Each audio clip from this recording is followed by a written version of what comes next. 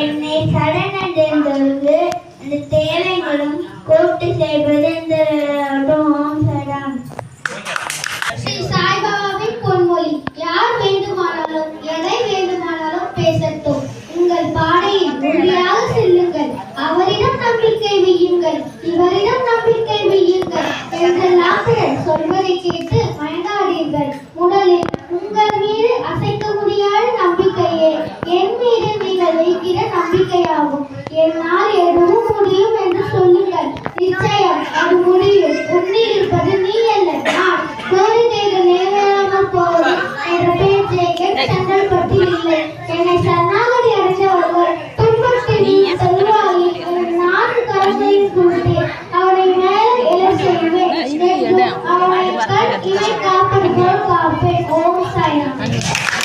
உன் அழுக்குரல் எனக்கு கேட்காமல் இல்லை.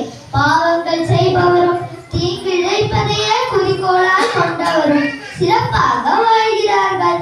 ஒரு பாவமும் அறியாத எனக்கு ஏன் இந்த துன்பமும் துயரமும் வந்துள்ளது என்று கேட்கிறார்.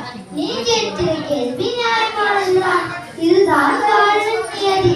மனிதராய் அவதாரம் எடுத்த கடவுள் ராமபிரான் படாத துன்பங்களை விடையா நீ பட்டுவிட்டால் பொய்யே பேசாத ஹரிச்சந்திரனின் நிலைமை என்ன?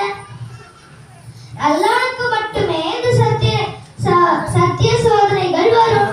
இவர்கள் மட்டுமே என்னுடைய அனுகிரகங்கள் பெற்றவர்கள். ஒன்றை மட்டும் புரிந்து கொள்.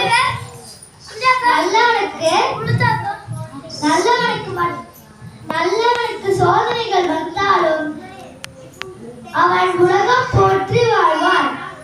தீயவன் சிறப்பாக வாழ்ந்தாலும் அவனுடைய கடைசி கால நிலைமையை பொறுத்திருந்து பார்.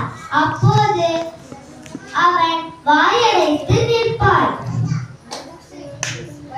எல்லாம் நான் பார்த்து கொள்கிறேன், நீ என்னை மட்டும் பார், நான் இருக்க பயமே. ஓம் சாய்ராம்.